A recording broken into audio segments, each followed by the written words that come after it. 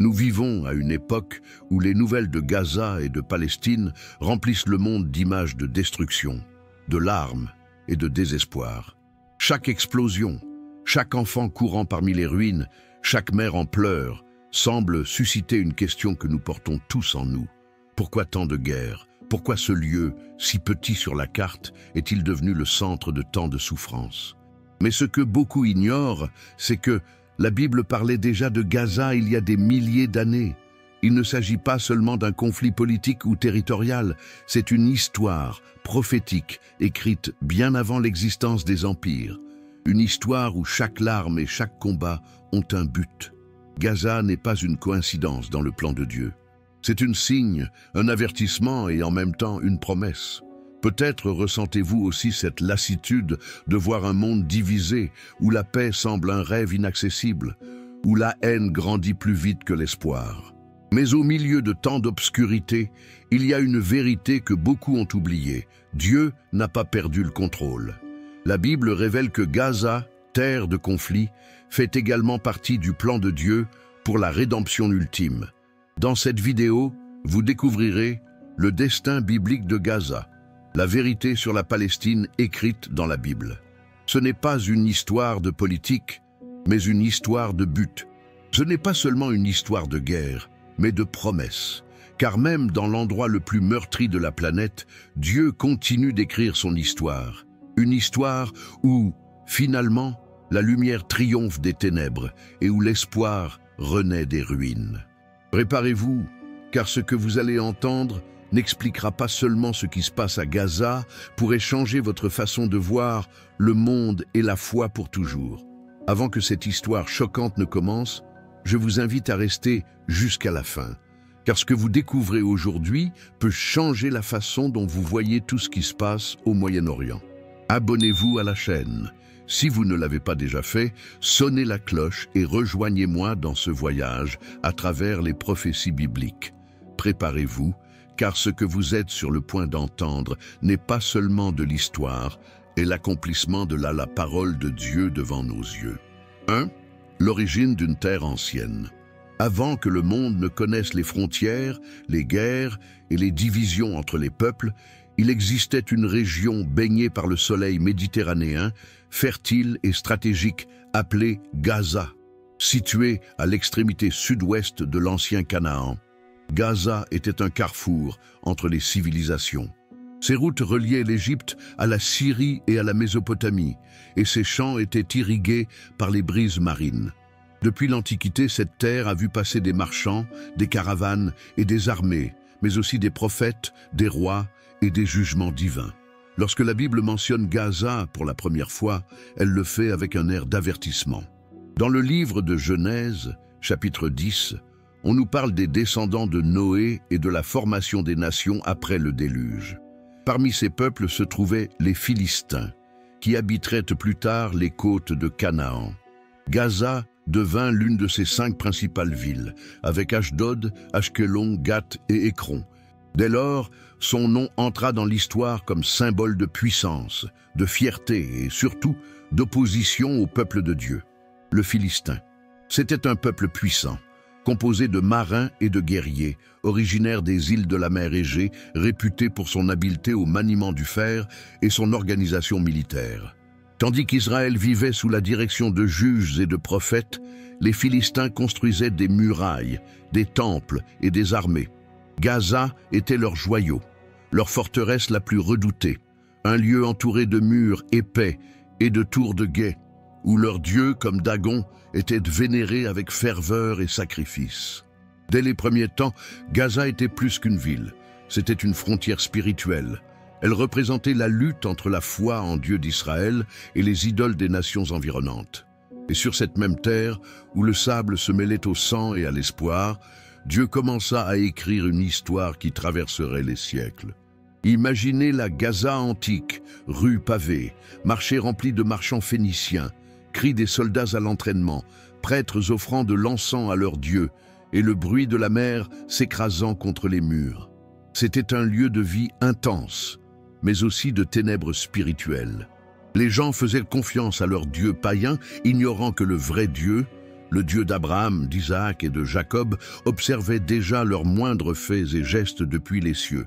Ainsi, tandis que le peuple d'Israël s'étendait sur les collines et les vallées promises, Gaza se tenait ferme, fière et provocante, telle une ville convaincue de pouvoir résister à toute puissance, même à celle du Dieu d'Israël. Mais selon les plans divins, aucune ville, aussi puissante qu'elle puisse paraître, n'échappe au dessein éternel de Dieu. Gaza, dès sa fondation, possédait déjà un destin prophétique mis en page. Elle serait le théâtre d'épreuves, de miracles, de chutes et de promesses qui parviendraient jusqu'à nos jours. Cette terre, autrefois symbole de force et de résilience, allait devenir un reflet de l'humanité. Belle, fertile, mais marquée par la désobéissance et la guerre. Et depuis ses origines, la Bible la présente non seulement comme une région géographique, mais aussi comme un symbole spirituel, un lieu où la foi et la rébellion, la miséricorde et le jugement se croisent. L'histoire de Gaza n'est pas seulement celle d'une ville. C'est l'histoire de la façon dont l'humanité, maintes et maintes fois, cherche à construire son destin loin de Dieu. Et comment, malgré cela, le Créateur continue d'étendre sa main sur le peuple, l'appelant à la repentance. De ses sables à ses murs en ruine, Gaza porte les traces de ceux qui ont défié le Tout-Puissant et de ceux qui, des siècles plus tard, ont cherché sa face. Car depuis son origine, Gaza n'était pas seulement un point sur la carte, c'était un message, un avertissement et une promesse qui résonne encore à travers le temps. Aucun royaume, aussi puissant soit-il, ne peut subsister sans la bénédiction du Dieu éternel. 2. Les Philistins, ennemis du peuple de Dieu. Ennemis du... Après que Gaza soit devenue une ville puissante, un peuple a commencé à s'élever qui allait profondément marquer l'histoire biblique. Les Philistins, c'étaient des guerriers redoutés, connus pour leur force, leur discipline et leur maîtrise du fer, qualité que les Israélites ne possédèrent pas encore. Venus de la mer, probablement des îles de la mer Égée, ils arrivèrent sur les côtes sud de Canaan avec des navires et des épées brillantes, conquérant tout sur leur passage. Les Philistins n'étaient pas un peuple ordinaire. Ils possédaient une organisation militaire impressionnante, leurs villes étaient fortifiées et leurs armées bien entraînées. Gaza, Ashdod, Ashkelon, Gath et Ekron formaient une sorte de confédération, 5 villes unies par une culture et un objectif commun, étendre leur domination. Leur influence s'étendait au commerce maritime, à l'agriculture et à la guerre. Pendant ce temps, le peuple d'Israël, fraîchement établi en terre promise, apprenait encore à vivre sous la conduite des juges, confiant en Dieu pour chaque victoire. Mais les Philistins n'adorèrent pas le Dieu d'Israël. Ils servaient Dagon, leur divinité principale, représentée avec un corps humain et une tête de poisson, symbole de fertilité et de puissance. Leur temple était vaste et richement décoré, rempli de sacrifices et de rituels qui défiaient les commandements de Dieu. Gaza, en particulier, devint un centre religieux d'idolâtrie et d'arrogance. De là, les Philistins lancèrent des attaques contre Israël, pillant leurs villages, faisant des prisonniers et volant tout ce qu'ils pouvaient. La Bible nous montre que cette inimitié n'était pas seulement militaire, mais spirituelle. C'était le conflit entre la foi en Dieu véritable et les fausses croyances humaines. Tandis qu'Israël dépendait de la direction divine, les Philistins comptaient sur leurs forces, leurs armes et leurs dieux. C'était l'éternel combat entre l'obéissance et l'orgueil, entre la lumière et les ténèbres. Imaginez la scène. Les collines de Juda regorgeaient de paysans israélites récoltant le blé, tandis qu'au loin des colonnes de fumée s'élevaient des villes philistines. Depuis Gaza, les soldats scrutaient l'horizon, attendant le signal de l'attaque. Armés de lances, de chars et d'armures brillantes, ils descendirent sur les vallées où le peuple de Dieu vivait en paix. Des cris de guerre rompirent le silence, et les Israélites, souvent désarmés, coururent se mettre à l'abri, implorant le secours du Seigneur. Cette tension constante a marqué des siècles d'histoire. Chaque fois qu'Israël se détournait de Dieu, les Philistins devenaient plus forts. Mais lorsque le peuple se repentit et pria à nouveau, le Seigneur suscita un juge, un libérateur, pour les affronter. C'est dans ce contexte que des personnages tels que Samson, l'homme à la force surhumaine, et plus tard David, le jeune berger qui vaincra le géant Goliath. Les Philistins représentèrent quelque chose de plus profond qu'un ennemi politique. Ils reflétaient le cœur humain lorsqu'ils se rebellent contre Dieu. Leur prospérité, leur orgueil et leur idolâtrie étaient les armes avec lesquelles ils affrontaient le Créateur. Gaza, leur ville la plus fortifiée, devint un symbole de résistance à la volonté divine. Du haut de ces murs, ils célébraient leur victoire sur Israël, sans se douter que chaque célébration les rapprochait de leur chute. Ainsi, tandis que les Philistins croyaient dominer la région grâce à leur puissance militaire, Dieu observait en silence. Il avait un plan. Chaque bataille, chaque défaite, chaque victoire s'inscrivait dans une histoire plus vaste. Le conflit entre Israël et les Philistins ne concernait pas seulement la terre ou les richesses. C'était une guerre spirituelle, une bataille pour les âmes du peuple. Les Philistins, avec leur puissance apparemment invincible, découvriraient bientôt qu'aucune épée ne pouvait contrecarrer le dessein de Dieu. Et Gaza, leur plus fière forteresse, deviendrait le théâtre où le Seigneur démontrerait une fois de plus que la force humaine n'est rien face à sa puissance éternelle. 3. Samson est le début du jugement sur Gaza. Au milieu du règne des Philistins, alors que le peuple d'Israël vivait opprimé et craintif, Dieu décida de susciter un homme très différent de tous les autres. Son nom serait Samson, et son histoire commencerait par une promesse céleste. La Bible, dans le livre de Juges, chapitre 13, nous dit que l'ange du Seigneur apparut à une femme stérile, épouse de Manoah, et annonça quelque chose qui semblait impossible. « Tu concevras et tu enfanteras un fils, et il commencera à sauver Israël de la main des Philistins. » Mais il y avait une condition. L'enfant serait nazirite, c'est-à-dire consacré à Dieu dès le sein maternel. Il ne devait ni boire de vin, ni se couper les cheveux, ni toucher à quoi que ce soit d'impur. Sa vie entière serait un signe de séparation et de puissance divine. La naissance de Samson fut un miracle, un rappel que Dieu agit toujours lorsque tout semble perdu. Dès son plus jeune âge, l'Esprit du Seigneur commença à l'animer, le remplissant d'une force surnaturelle. Ce n'était pas un guerrier ordinaire, sa force venait directement de Dieu. Et c'est précisément cette force qui allait défier le puissant empire philistin, en particulier la ville de Gaza. En grandissant, Samson était connu non seulement pour sa puissance, mais aussi pour son tempérament. Impulsif, courageux et passionné, il agissait souvent avec son cœur plutôt qu'avec sa raison. Cependant, Dieu utilisa même ses erreurs pour accomplir son dessein. Sa première confrontation majeure avec les Philistins eut lieu lorsqu'il tua un lion à main nue. Puis, avec la mâchoire d'un âne, il vainquit 1000 hommes. Ces événements n'étaient pas de simples récits de force physique. Ils étaient des signes que Dieu utilisait Samson comme un instrument, jugement sur les ennemis d'Israël. Mais l'épisode le plus choquant eut lieu précisément à Gaza. Les Philistins, las de ses attaques, mirent sa tête à prix. Samson, confiant en sa force, entra dans Gaza une nuit et fut encerclé par des soldats qui espéraient le capturer à l'aube. Cependant, il se leva au milieu de l'obscurité et déchira les portes de la ville, d'énormes portes de fer qui pesaient des tonnes. Il les porta sur ses épaules et les porta jusqu'au sommet d'une colline face à Hébron. Imaginez la scène, un homme seul, dans le silence de la nuit, portant les portes d'une ville entière comme si elles étaient de papier, prouvant qu'aucune muraille ni aucune armée ne pouvait contenir la puissance du Dieu d'Israël. Cependant, l'histoire de Samson montre aussi comment la faiblesse humaine peut détruire même le plus fort lorsqu'elle se détourne de Dieu. Sa gloire commença à Gaza, mais là aussi, il connut la trahison. Il tomba amoureux d'une femme nommée Dalila, qui vivait près de la vallée de Sorek.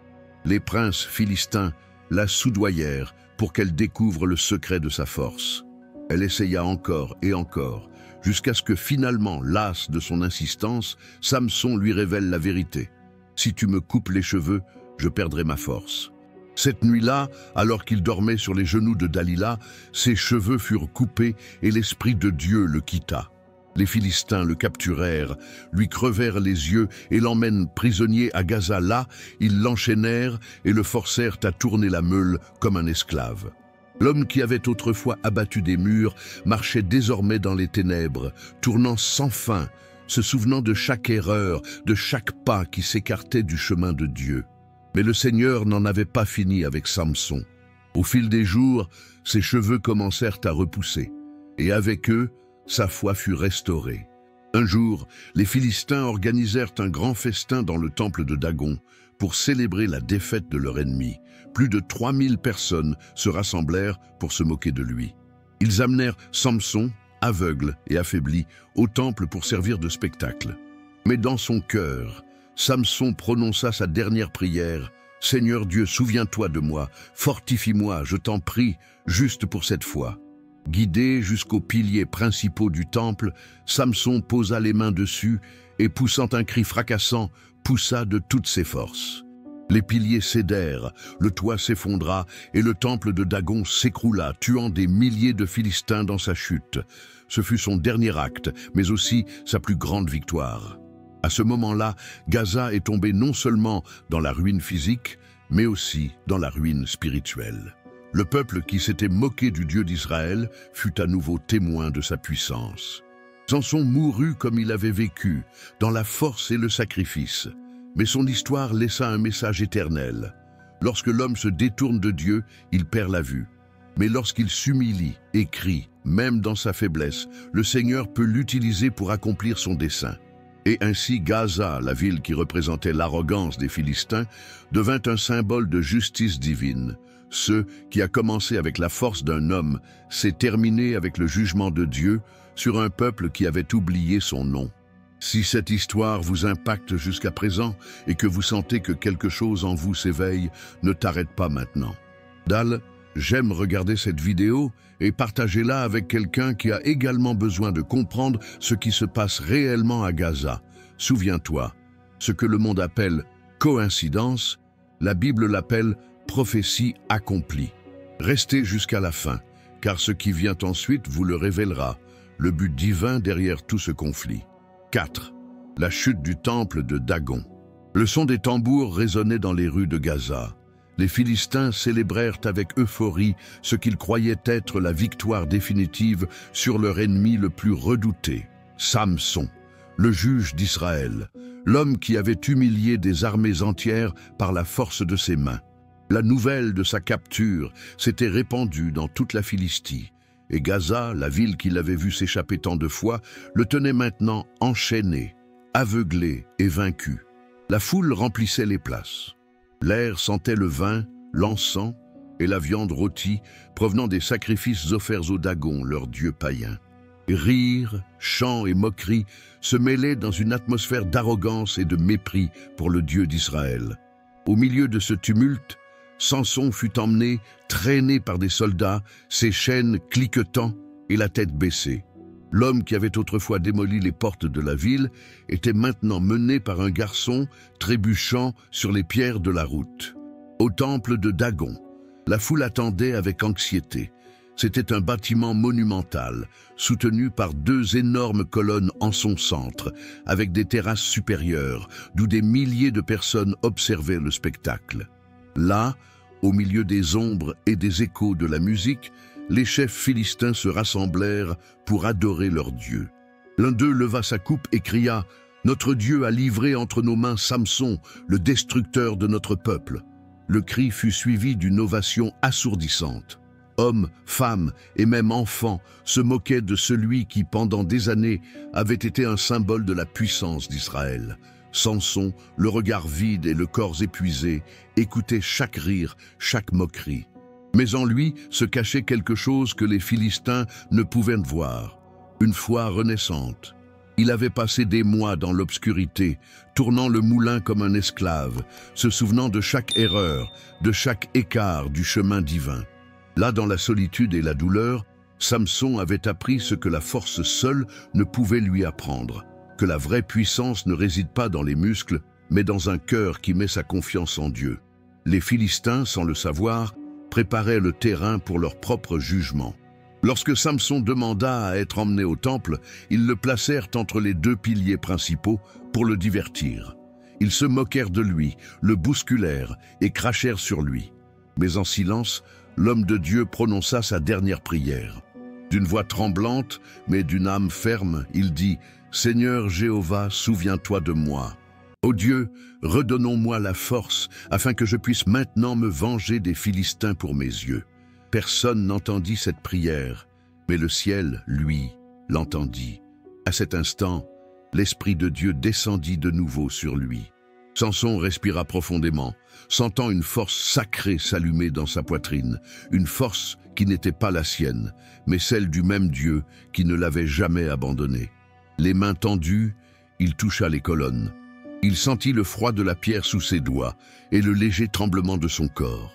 Puis il leva le visage comme s'il pouvait contempler le ciel qu'il ne voyait plus et poussa de toutes ses forces. Au début, on n'entendit qu'un craquement sourd, puis le bruit d'une pierre qui s'effondrait, les cris de la foule qui réalisait ce qui se passait. Les colonnes se brisèrent et l'ensemble du temple de Dagon a commencé à s'effondrer.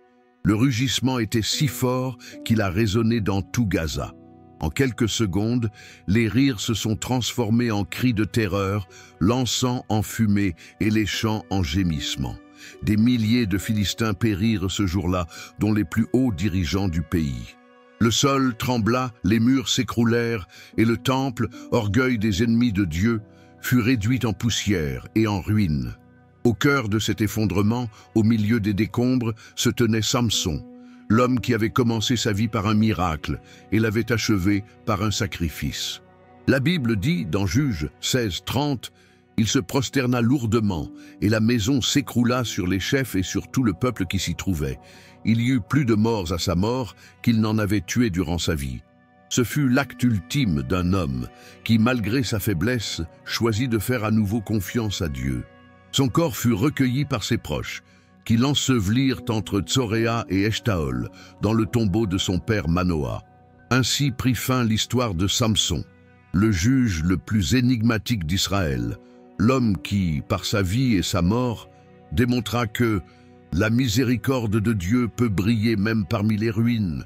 Gaza, la ville qui se vantait autrefois d'avoir vaincu le serviteur de Dieu, est restée à jamais marquée par ce jour.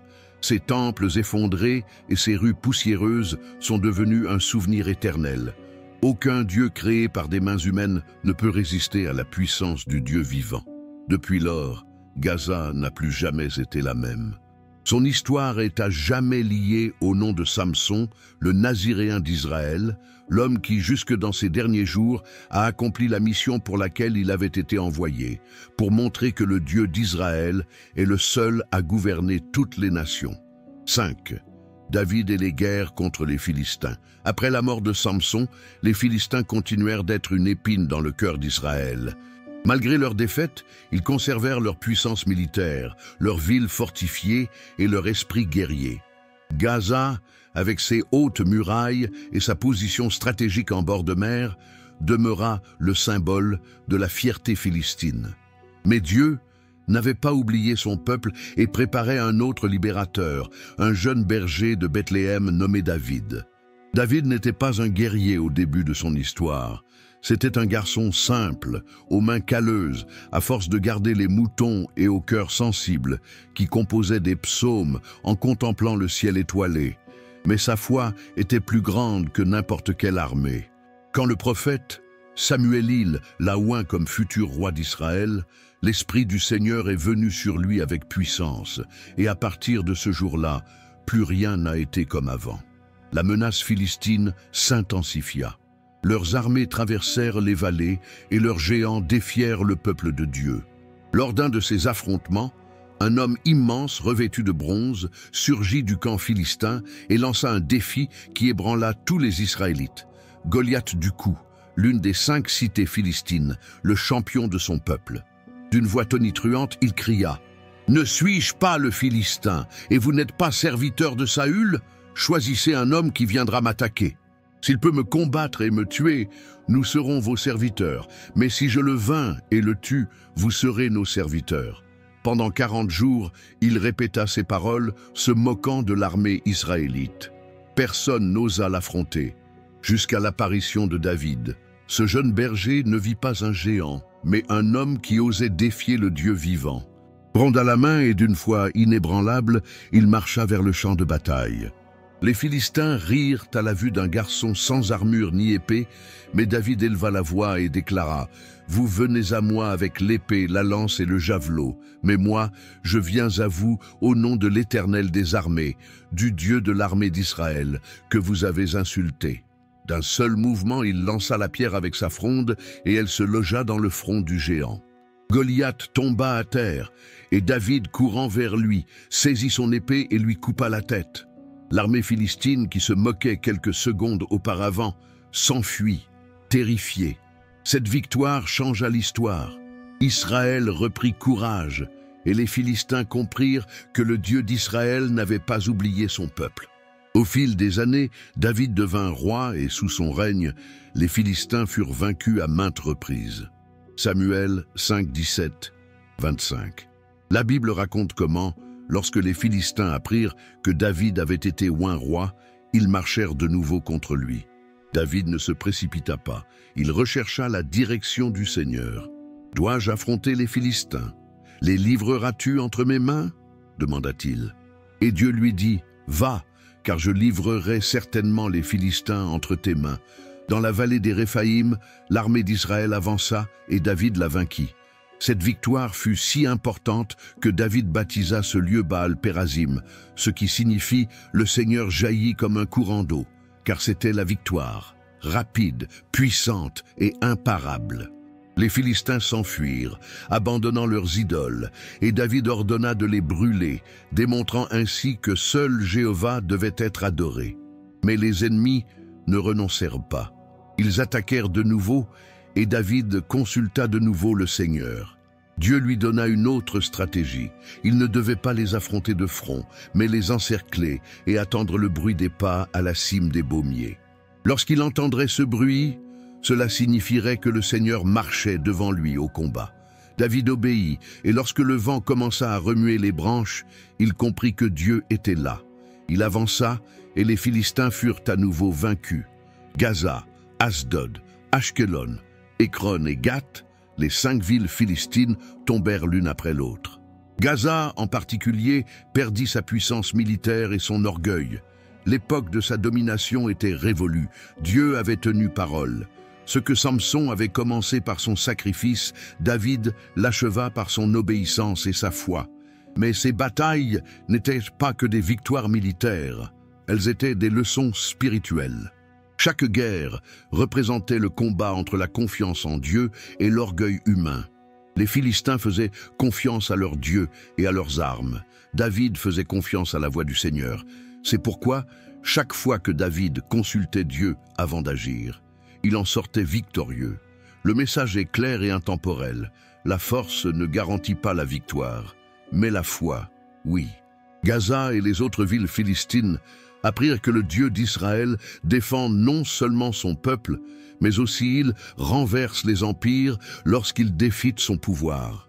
Ainsi, avec le courage d'un jeune berger et la sagesse d'un roi guidé par Dieu, les guerres contre les Philistins marquèrent le début d'une ère nouvelle. Israël vécut enfin en paix. Et Gaza, autrefois fière et rebelle, devint un rappel silencieux qu'aucune forteresse ne peut résister à la volonté du Dieu Tout-Puissant. 6. Les prophètes annoncent le jugement sur Gaza. Les années passèrent. Les guerres de David restèrent gravées dans la mémoire du peuple, et la nation d'Israël prospéra sous le règne de son fils Salomon. Cependant, Gaza et les villes philistines ne disparurent pas de la carte.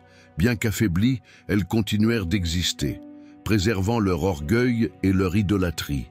Leurs temples continuèrent de s'élever face à la mer, où les prêtres offraient de l'encens à Dagon et à d'autres faux dieux. Les marchés étaient à nouveau remplis de marchands, et les soldats s'entraînaient de nouveau, rêvant de retrouver leur gloire passée. Mais Dieu, qui voit tout, avait déjà fixé leur sort. Le prophète d'Israël commencèrent à parler d'une voix qui trahissait le silence. Chaque mot était comme un feu, chaque message un avertissement divin. Parmi eux se trouvait Amos, un simple berger de Tekoa, appelé par Dieu à dénoncer l'injustice et le péché non seulement d'Israël, mais aussi des nations environnantes. Dans son livre, Amos prononce un oracle puissant contre Gaza. « Ainsi parle l'Éternel, à cause de 3 crimes de Gaza, même de 4, je ne révoquerai pas mon arrêt, car ils ont emmené des peuples entiers en captivité pour les livrer à Édom. J'enverrai le feu contre les murs de Gaza, et il dévorera ses palais. » Amos 1, 6, 7. Ces paroles sont choquantes. Dieu ne jugeait pas seulement la violence de Gaza, mais aussi sa cruauté. Les Philistins ne se contentèrent pas de remporter des batailles. Ils s'emparèrent de villes entières, vendirent des prisonniers comme esclaves et livrèrent hommes, femmes et enfants à Édom, leur allié.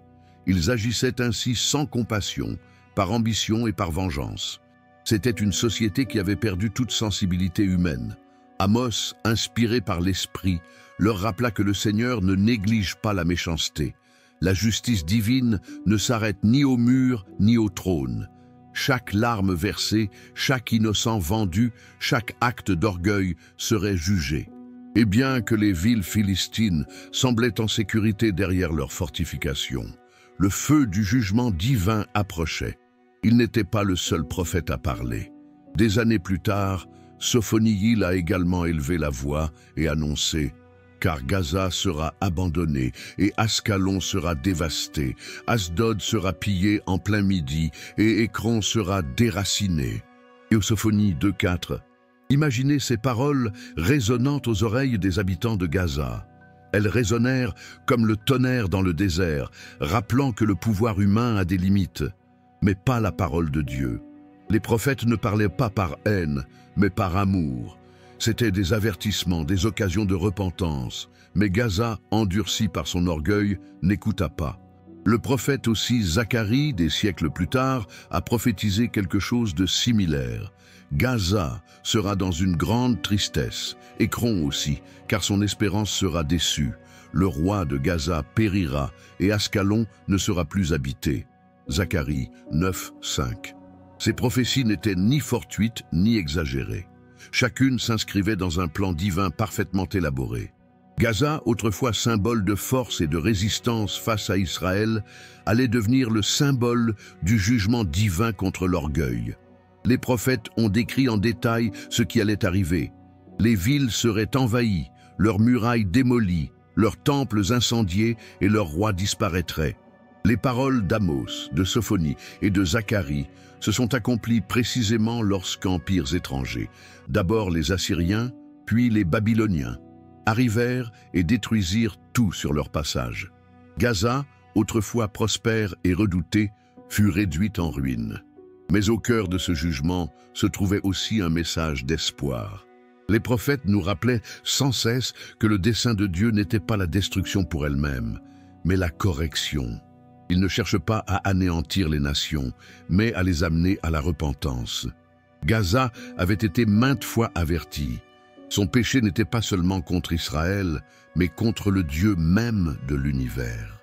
Imaginez cette scène, les prophètes parcourant les villages, vêtus de simples robes, annonçant des paroles que personne ne voulait entendre. Certains les méprisaient, d'autres riaient, mais ils persévéraient, sachant qu'ils parlaient au nom du Tout-Puissant. Ils disaient que le feu viendrait, et il est venu. Ils disaient que le roi tomberait, et il est tombé. Ils disaient que Gaza se lamenterait, et ces lamentations ont été entendues pendant des siècles. L'histoire de Gaza, vue à travers le regard des prophètes, est un avertissement vivant.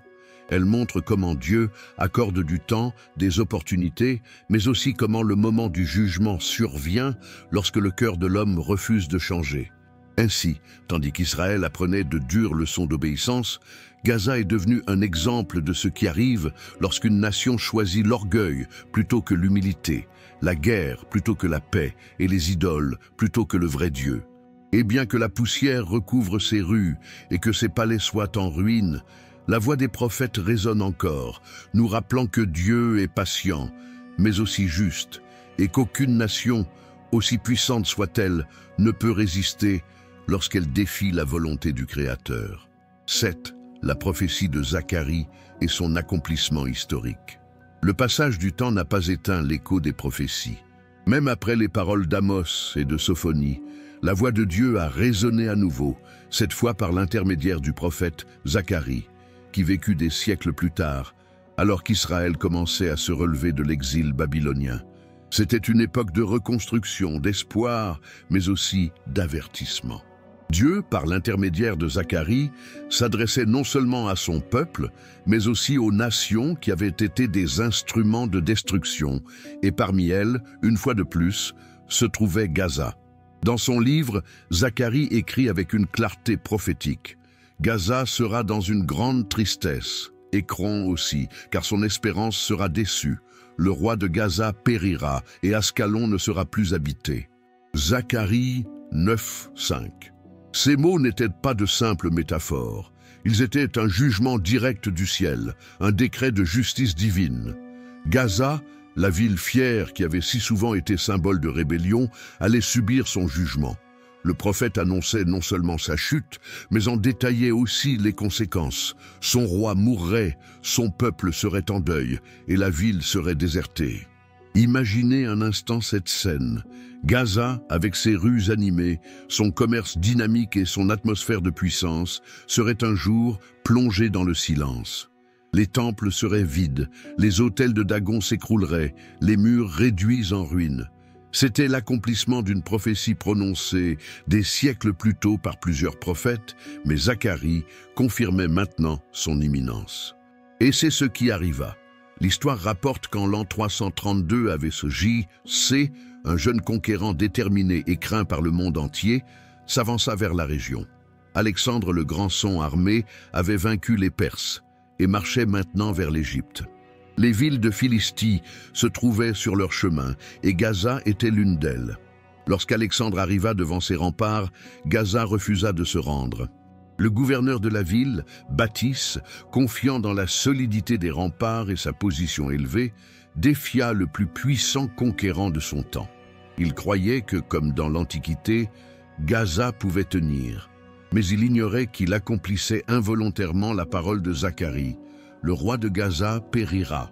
Alexandre ordonna un siège qui dura de mois, jour et nuit. Ses soldats construisirent des rampes, lancèrent des missiles et creusèrent des tunnels. Les défenseurs résistèrent vaillamment, mais leurs forces faiblissaient de jour en jour. Les murs commencèrent à s'effondrer et finalement l'armée macédonienne prit d'assaut la ville. Gaza fut rasée. Des milliers de personnes moururent et les survivants furent vendus comme esclaves. Le gouverneur Bâtisse fut capturé et cruellement exécuté, accomplissant ainsi la prophétie. Le roi de Gaza périra. L'incendie consuma les temples et la ville fut réduite en ruines. Les paroles prononcées des siècles auparavant s'étaient accomplies avec une précision extrême. Ce n'était pas une coïncidence, c'était l'accomplissement parfait de la parole de Dieu. Et le plus étonnant, c'est que Zacharie avait non seulement annoncé la chute de Gaza, mais aussi l'avancée d'une nouvelle puissance venue du nord et conquérant des nations, ce que de nombreux érudits voient comme une référence à Alexandre le Grand. Dieu avait révélé des siècles plus tôt ce que l'histoire allait confirmer plus tard. Au fil du temps, Gaza fut reconstruite à maintes reprises, mais elle ne retrouva jamais la grandeur qu'elle avait autrefois. Chaque nouvelle civilisation, grecque, romaine, byzantine, l'occupa, mais son nom resta synonyme de jugement. Les prophéties de Zacharie annonçaient non seulement sa destruction physique, mais aussi sa vide spirituelle, d'un pays qui avait préféré les idoles au vrai Dieu. Et pourtant, même au milieu du jugement, il y avait un message caché d'espoir. Dans les versets suivants, Zacharie annonce qu'un jour, roi juste et humble, monté sur un âne, apportant la paix aux nations. Ce roi ne serait pas un conquérant comme Alexandre, mais Messie, Jésus-Christ, qui des siècles plus tard entrerait à Jérusalem, accomplissant cette même prophétie, Zacharie 9:9. N'est-ce pas impressionnant ? Alors que Gaza tombait sous le feu du jugement, Dieu préparait déjà le message de rédemption pour toute l'humanité. Justice et miséricorde marchaient ensemble, l'une manifestant la puissance du jugement divin, l'autre anticipant la venue du Sauveur. Ainsi, l'histoire de Gaza nous enseigne qu'aucune prophétie de Dieu ne reste inaccompli, ce qu'il annonce se réalise, quels que soient les siècles qui passent et les changements de roi. Gaza, qui autrefois se moquait du Dieu d'Israël, est devenu un témoignage vivant de sa souveraineté. Et sa ruine n'était pas la fin, mais un élément du grand plan qui montrerait au monde que la parole du Seigneur demeure éternellement. Chaque pierre tombée, chaque mur détruit, chaque plainte de ses habitants était comme des échos répétant une vérité éternelle. Dieu n'oublie pas ce qu'il dit, et tout ce qu'il dit s'accomplit, car sa parole est vivante, puissante et éternelle. Voyez-vous comment chaque détail de cette histoire correspond à ce que la Bible a prophétisé il y a des milliers d'années. Donc ne pars pas encore, car le plus choquant reste à venir. Laissez-moi votre commentaire et dites-moi, pensez-vous que ce qui se passe à Gaza est juste de la politique ou fait partie du plan prophétique de Dieu? Et si cette révélation touche votre cœur, partagez cette vidéo parce que quelqu'un d'autre a besoin d'entendre ça. Dieu continue d'accomplir sa parole, même au milieu du chaos. 8. Domination grecque et romaine sur Gaza. Après la conquête d'Alexandre le Grand, Gaza fut profondément meurtrie. Ses murs, autrefois symboles de puissance, furent réduits en ruines, couverts de poussière et de sang. Mais, comme souvent dans l'histoire, les hommes tentèrent de reconstruire ce que Dieu avait déjà jugé. Au fil des ans, Gaza fut restauré d'abord par le grec, puis par le romain, et bien qu'il ait retrouvé la splendeur matérielle, son cœur est resté loin du Dieu d'Israël. Sous la domination grecque, Gaza fut transformée en une ville hellénisée, adoptant la culture, la langue et les coutumes de l'Empire. Les temples dédiés aux dieux païens furent reconstruits avec plus de luxe qu'auparavant. Statues de Zeus, Athéna et du propre Alexandre, vénérées comme une divinité. Les rues étaient ornées de colonnes, les marchés florissaient et le théâtre grec devint le lieu de rencontre du peuple. Mais si les pierres brillaient, la véritable foi demeurait absente. Gaza devint un point stratégique entre l'Égypte et la Syrie. Commerçants, soldats et philosophes y transitèrent, et les idées païennes s'y répandirent largement. Les Israélites, qui vivaient à proximité, virent leur ancien ennemi devenir de plus en plus arrogant et opulent. C'était une ville en apparence puissante, mais en réalité spirituellement vide. L'idolâtrie s'y était multipliée, et avec elle, la corruption morale. Le Grexil dominèrent pendant des générations, mais leur empire ne dura pas éternellement. Après la mort d'Alexandre, ses généraux divisèrent le territoire, et Gaza tomba sous le contrôle des Ptoléméos d'Égypte, puis de la Séleucides de Syrie. Ces derniers imposèrent leur religion et leur culture par la force.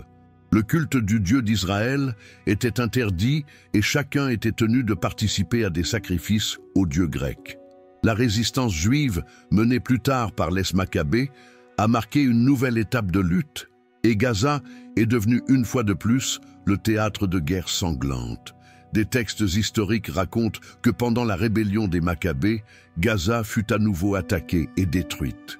Le livre de 1 Maccabée 11, 61-62 mentionne que Jonathan, frère de Juda Maccabée, marcha sur Gaza et l'assiégea parce que sa population était hostile à Israël. Une fois de plus, la ville fut punie pour son inimitié envers le peuple de Dieu. Il semblait que, malgré ses nombreuses reconstructions, son sort était marqué par le conflit et la ruine. Au fil du temps, une nouvelle puissance est apparue sur la scène mondiale. Les Romains conquirent Gaza au 1er siècle avant J.C. et en firent une ville d'importance administrative au sein de la province de Judée. Ils y construisirent des routes, des aqueducs et des édifices majestueux. Aux yeux du monde, Gaza fut revivifiée, mais aux yeux de Dieu, elle resta une terre marquée par l'idolâtrie. Sous le Empire romain, Gaza connut une prospérité matérielle.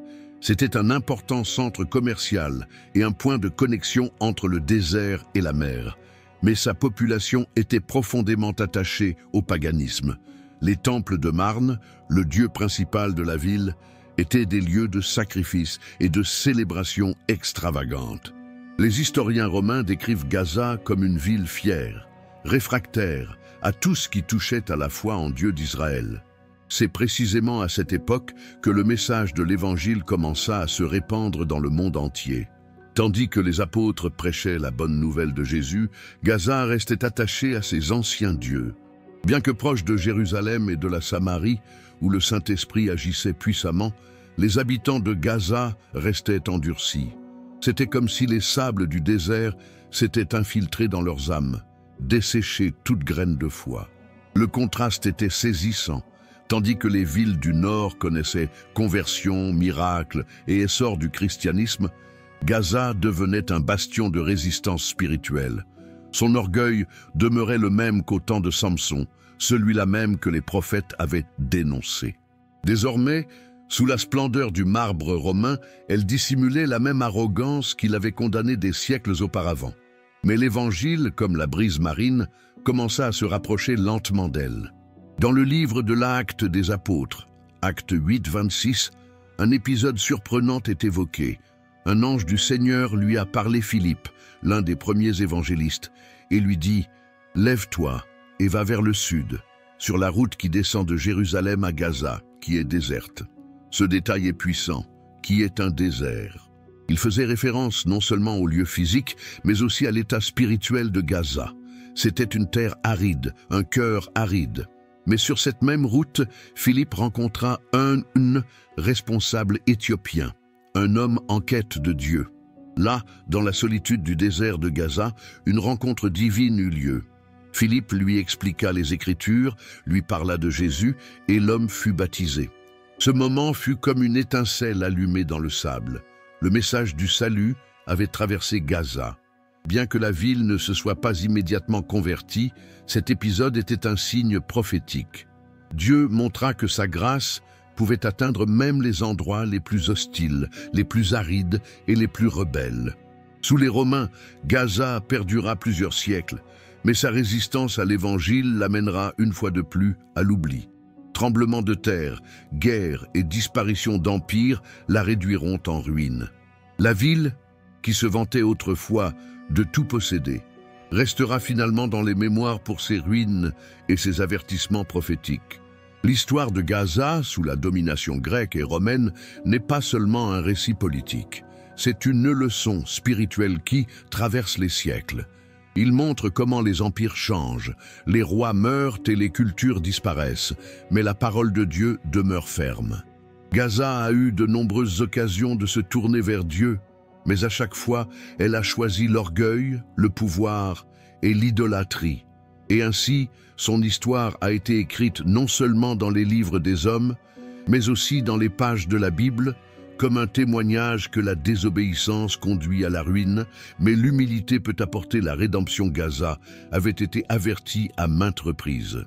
Mais même dans sa chute, le message de Philippe sur la route du désert a montré que la miséricorde de Dieu ne cesse jamais de s'étendre, même pas sur des terres qui semblent perdues.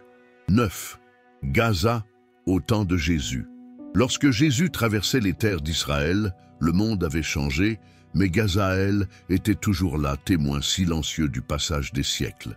Ce n'était plus la puissante cité des Philistins, ni le bastion de guerre qui avait défié Samson ou David.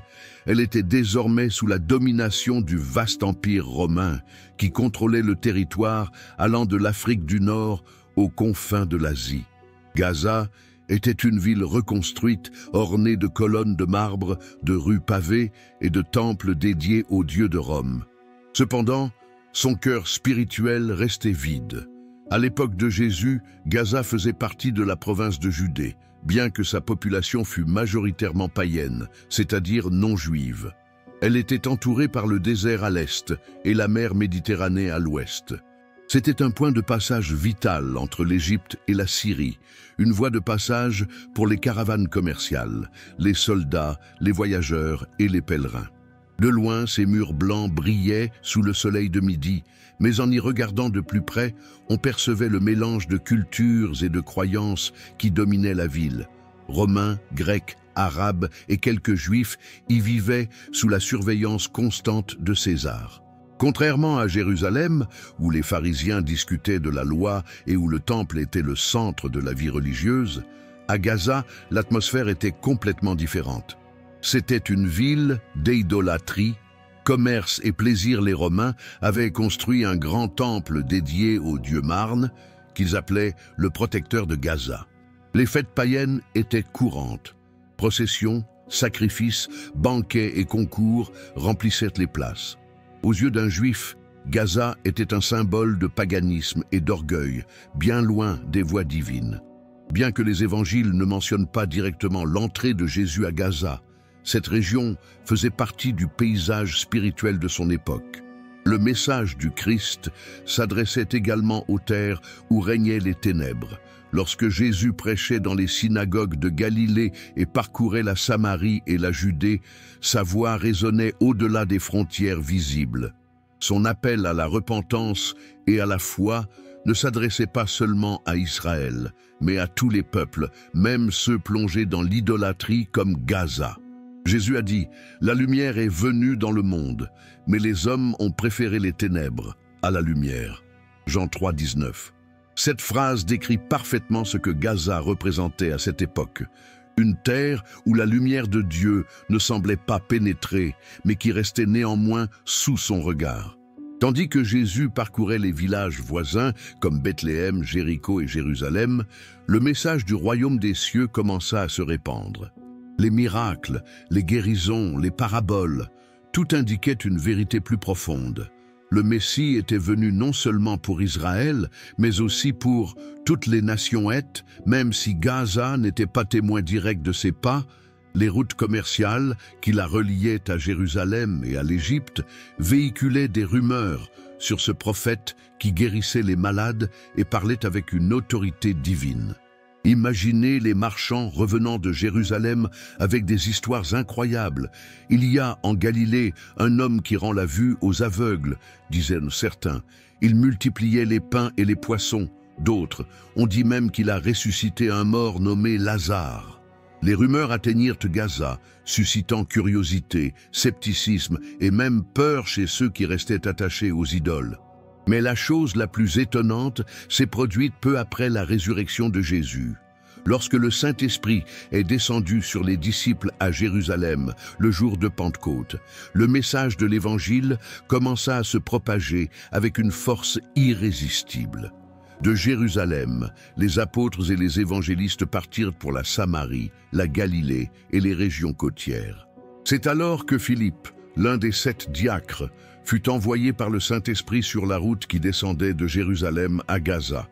Le livre de Actes 8, 26 le raconte ainsi.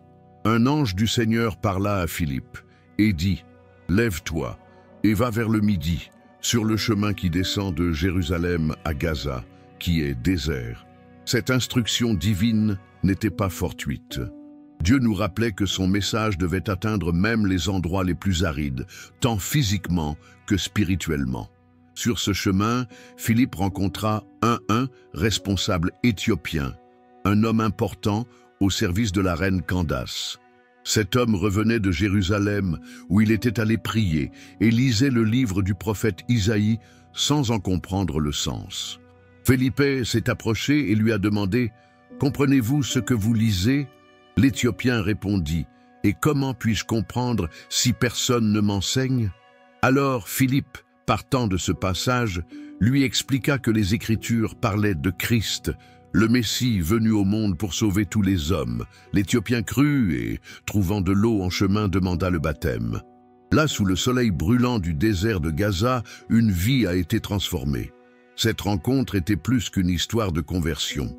C'était un acte symbolique. L'Évangile avait franchi les frontières d'Israël et atteint les portes de Gaza, une terre qui, pendant des siècles, avait été un symbole d'inimitié envers Dieu. Ce que Samson avait détruit par sa force physique, le Saint-Esprit commença à le restaurer par sa puissance spirituelle. À partir de ce moment, Gaza fut marquée non seulement par les guerres et les épreuves du passé, mais aussi par les grâces de Dieu, qui commençait à toucher les nations. Bien que la ville fût encore enveloppée de sa culture païenne, la graine de l'Évangile avait été plantée. Ainsi, à l'époque de Jésus et des apôtres, Gaza passa d'un lieu de ténèbres à un lieu où la lumière du royaume commença à briller. L'histoire biblique nous montre que Dieu n'oublie jamais aucune terre, aussi endurcie ou lointaine soit-elle. Gaza, ville symbole d'arrogance et de chute, commençait à entendre les premiers échos de la rédemption.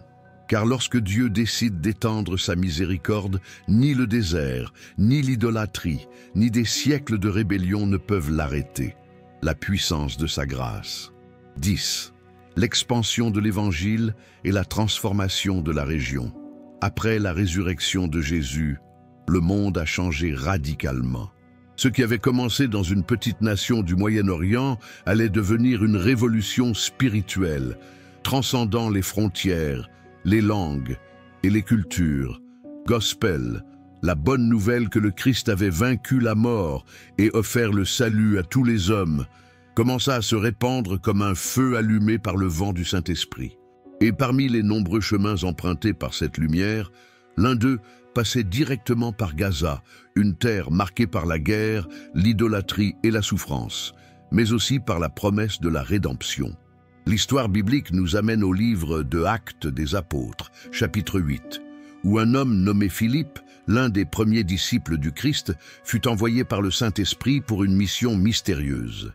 Un ange du Seigneur lui parla et lui dit « Lève-toi et va vers le sud, sur la route qui descend de Jérusalem à Gaza, qui est déserte. » C'était une vocation étrange.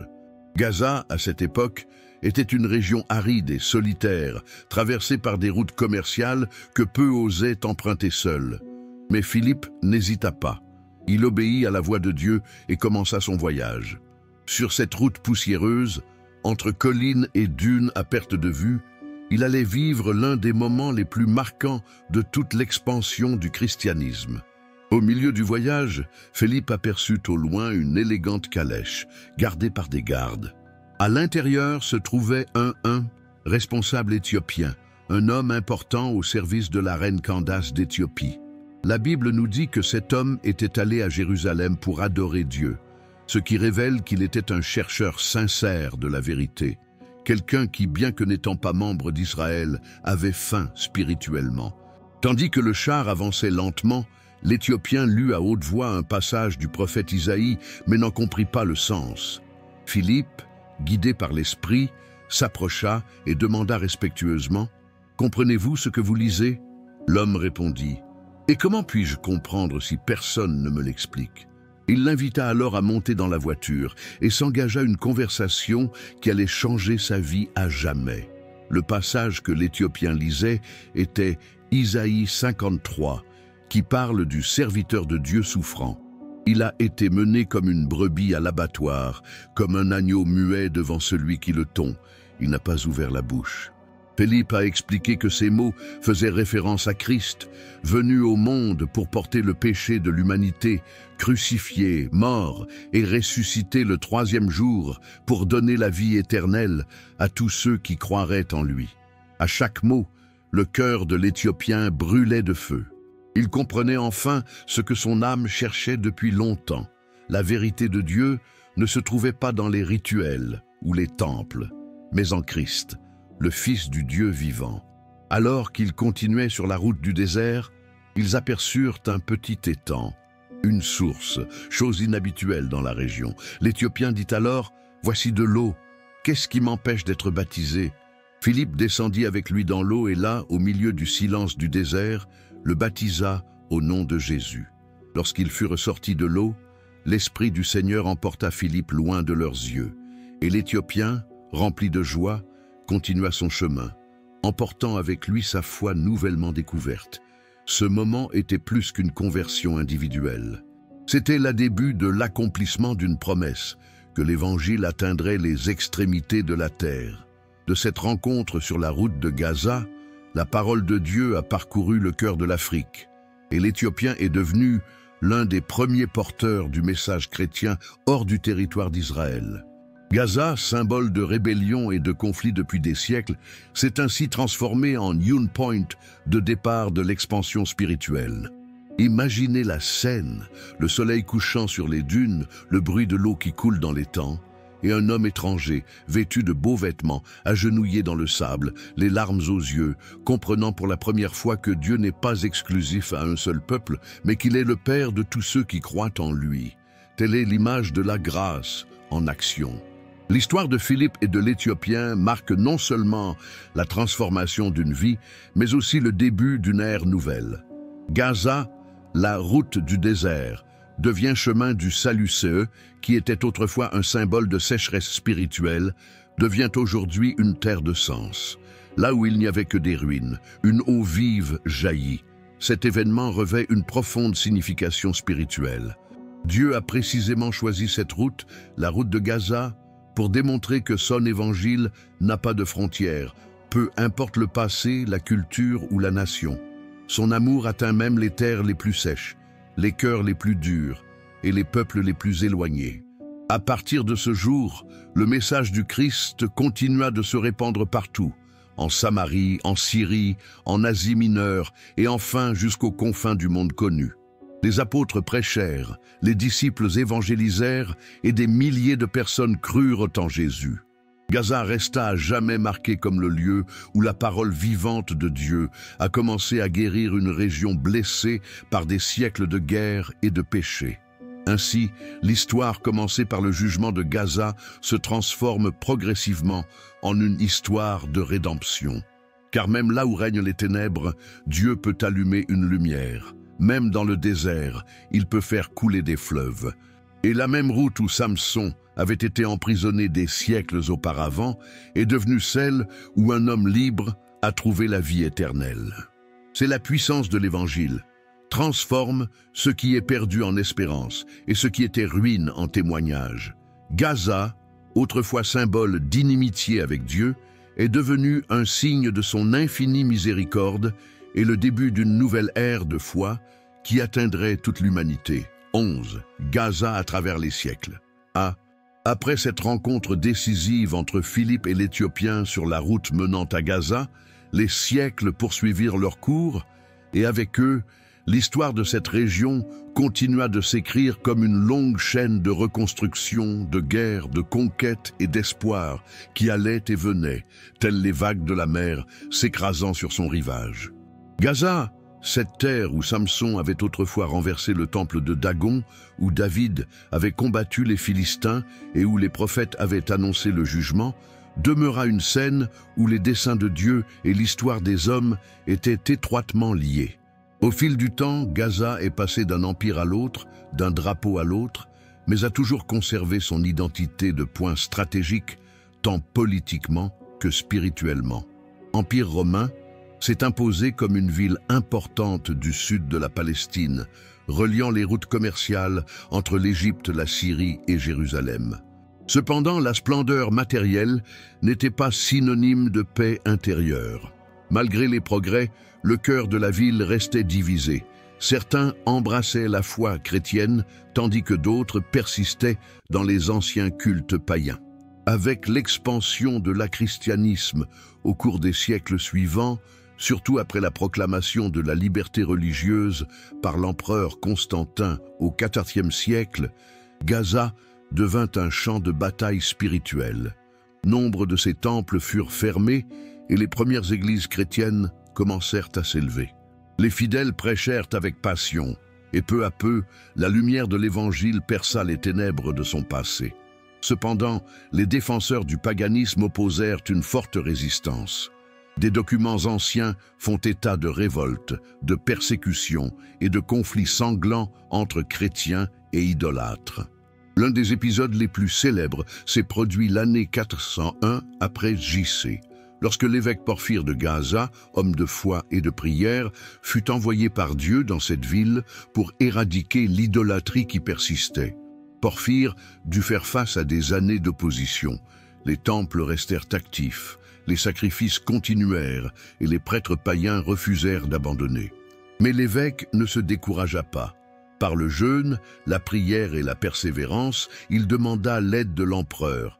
Arcadioé à sa mère, l'impératrice Eudoxie, qui a finalement ordonné la destruction du grand temple de Marne, le dieu principal de Gaza. La démolition de ce temple marqua un moment historique. Ce lieu, symbole de rébellion spirituelle, fut transformé en église chrétienne. Et même si les combats ne cessèrent pas immédiatement, la foi en Christ commença à s'enraciner profondément dans la région. C'était comme si Dieu restaurait lentement ce qui avait été brisé pendant des siècles. Mais l'histoire de Gaza ne s'est pas arrêtée là. Au cours des siècles suivants, de nouveaux empires ont émergé. Les Byzantins, les Perses, les Arabes, les Croisés, les Ottomans, et chacune d'elles a laissé son empreinte. Gaza a été le théâtre d'innombrables batailles, pillages et reconstructions. Elle a été détruite à plusieurs reprises, et à chaque fois, elle s'est relevée de ses ruines, mais toujours marquée par les cicatrices de son passé. Quand l'islam arrivait dans la région au 7e siècle, Gaza fut l'une des premières villes conquises. Les nouveaux dirigeants en firent un important centre musulman, et de nombreuses églises chrétiennes furent remplacées par des mosquées. Malgré cela, le nom de Gaza continua de résonner dans les Écritures, rappelant à tous que cette terre faisait partie du plan de Dieu depuis les temps anciens. Au Moyen Âge, Gaza devint une étape incontournable pour les pèlerins d'Égypte se rendant en Terre Sainte. Les marchands remplissaient ces marchés d'épices, de textiles et de pierres précieuses. De loin, elle semblait une ville animée et prospère. Mais à l'intérieur, le même conflit qui l'accompagnait depuis ses origines persistait. La lutte entre la foi et l'idolâtrie, entre l'obéissance à Dieu et la quête du pouvoir humain. Les siècles passèrent et Gaza fut gouvernée par l'Empire ottoman pendant près de 400 ans. La région a été contrôlée par l'Empire britannique. Puis la Première Guerre mondiale a éclaté et de nouvelles frontières ont été établies. Mais Gaza est toujours resté un territoire disputé, tant politiquement que spirituellement.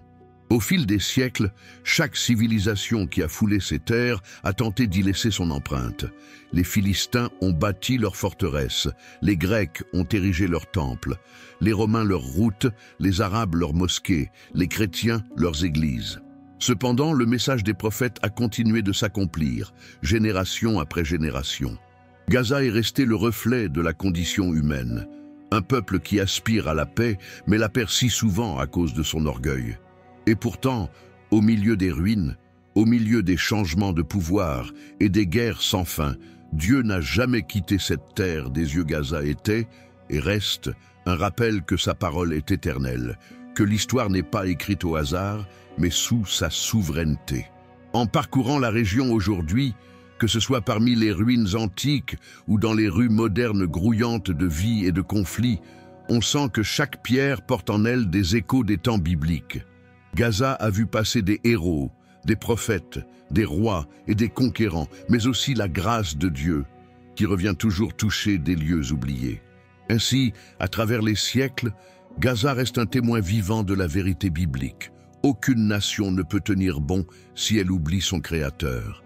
Mais même les terres les plus punies peuvent prospérer à nouveau si elles choisissent de tourner leurs yeux vers lui. C'est là l'essence même de son histoire, un lieu où les jugements de Dieu ont été exécutés avec précision, mais où sa miséricorde continue d'attendre ceux qui entendront sa voix. Gaza, l'ancienne cité des Philistins, continue de nous rappeler que l'histoire ne se résume pas au passé. C'est aussi un avertissement pour le présent. Si cette histoire vous fait réfléchir et que vous commencez à voir Gaza avec des yeux différents, ne t'arrête pas maintenant. Le plus révélateur reste à venir. Abonnez-vous à la chaîne et activez la cloche pour ne pas manquer les prochaines révélations bibliques. Et si vous pensez que le monde a besoin de comprendre cela qui se passe en Palestine était déjà écrit dans la Bible, partagez cette vidéo tout de suite. Parce que nous assistons à l'accomplissement prophétique et vous faites partie de cette génération qui le regarde. 12 prophéties modernes, Gaza à la fin des temps. Tout au long de l'histoire, Gaza a été une terre de croisement entre empires, peuples et religions. Mais le plus frappant est que, même aujourd'hui, Gaza fait toujours partie du récit prophétique de la Bible. Son histoire ne s'est pas terminée avec Samson, ni avec David, ni avec les prophètes, ni même avec le passage de l'Évangile à travers ces terres. Dieu qui contrôle le cours de l'histoire a parlé de Gaza non seulement comme d'une ville du passé, mais comme d'une signe vivant de la fin des temps. Dans le livre du prophète Ézéchiel, au chapitre 25, le Seigneur prononce des paroles cruelles et mystérieuses contre les Philistins, le peuple qui habitait Gaza autrefois. Il y est écrit « Ainsi parle le Seigneur l'Éternel ». Parce que les Philistins se sont vengés, parce qu'ils ont détruit leurs anciennes inimitiés. À cause de cela, ainsi parle le Seigneur, l'Éternel. Voici, je vais étendre ma main sur les Philistins, j'exterminerai les Kérétiens et je détruirai ce qui reste du littoral. J'exercerai sur eux une grande vengeance, des châtiments furieux, et ils sauront que je suis l'Éternel quand je me serai vengé d'eux. Ézéchiel 25, 15, 17. Ces paroles, prononcées il y a plus de 2500 ans, semblent résonner aujourd'hui avec une force bouleversante. Gaza, l'ancienne cité philistine, demeure une région où la douleur, la violence et la division font partie du quotidien. Les nouvelles qui déferlent sur le monde aujourd'hui, bombardements, guerres, destruction, larmes et appels à la paix, reflètent cette prophétie toujours vivante. Dieu avait prévenu que le jugement s'abattrait sur ceux qui se dresseraient dans la haine et la violence, non seulement contre Israël, mais contre sa volonté. L'histoire montre que Gaza a été à maintes reprises le théâtre de conflits apparemment sans fin. Mais au-delà de la géopolitique et des idéologies humaines, il y a quelque chose de plus profond, une bataille spirituelle. Cela se produit depuis des siècles. Imaginez un instant cette terre aujourd'hui. Une petite bande de terre au bord de la mer, densément peuplée, marquée par la souffrance et l'incertitude. Les échos du passé semblent perdurer dans chaque pierre, dans chaque mur détruit, dans chaque regard désespéré en quête de paix. C'est comme si le poids de l'histoire se répétait sans cesse, accomplissant les paroles déjà prédites par les prophètes. Dans Sophonie 2, 4, 7, nous trouvons un autre message qui semble écrit pour notre époque. Gaza sera abandonné et Ascalon sera dévasté. Asdod sera pillé en plein midi et Écron sera retranché. Le bord de la mer deviendra un pâturage pour le reste de la maison de Juda. Ils s'en nourriront, car l'Éternel, leur Dieu, les visitera et ramènera leurs captifs. Ces paroles ont un double accomplissement. D'une part, elles évoquent le jugement. D'autre part, elles annoncent la restauration. Gaza serait dévasté, certes, mais le temps viendrait aussi où Dieu visiterait à nouveau son peuple, apportant justice et espoir. Et c'est précisément ce qui se produit sous nos yeux. De nombreux spécialistes des prophéties bibliques croient que les événements qui se produisent aujourd'hui au Moyen-Orient sont une partie de l'accomplissement des prophéties de la fin des temps. Les tensions entre Israël et ses voisins, les guerres, les déplacements et les alliances entre nations sont des signes qui rappellent les paroles de Jésus lorsqu'il dit « Vous entendrez parler de guerre et de bruit de guerre. Gardez-vous d'être troublés, car il faut que ces choses arrivent. Mais ce ne sera pas encore la fin. Une nation s'élèvera contre une nation et un royaume contre un royaume. » Matthieu 24, 6, 7. N'est-ce pas ce que nous voyons aujourd'hui?